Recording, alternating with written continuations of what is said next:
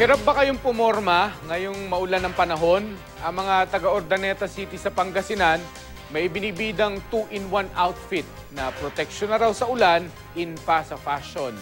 Makibalita tayo ulit kay Joy Segi ng GMA Dagupan.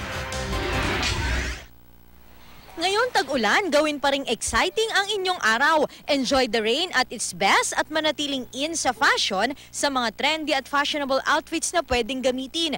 2-in-1 na fashion style at proteksyon mula sa ulan ang maaaring makamit sa pagsusuot ng mga makukulay na rubber boots. Ang isang ito may disenyo pang sintas. Para sa mga chikiting naman, ang raincoats na ito na may cartoon character designs. Tiyak namang agaw pansin ka kapag suot mo ang neon-colored raincoats na ito. Mabenta raw ito sa mga nagmomotorsiklo.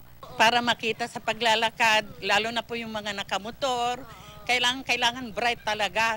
Kasi kung walang ilaw yung sasakyan nila sa likod, kitang-kita yung raincoat nila.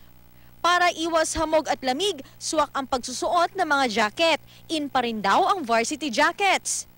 Patok din sa mga babae ang mga long sleeves at sweatshirts. Tiyak ding magiging komportable sa pagsusuot ng mga knitted blouse gaya nito.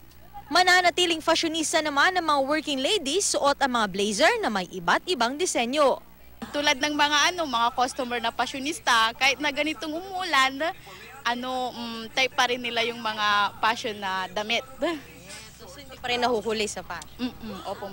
Sa pamimili natin ng mga damit ngayong tag-ulan, isaalang-alang natin kung itong mga damit na ito ay naproproteksyonan tayo doon sa ulan na nararanasan. Pero syempre, mas gaganda itong mga damit na suot natin kapag may baon tayong confidence.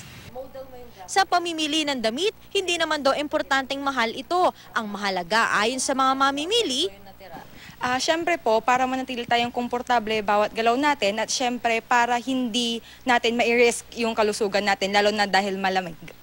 Joy Segi, Nagbabalita, Pilipinas.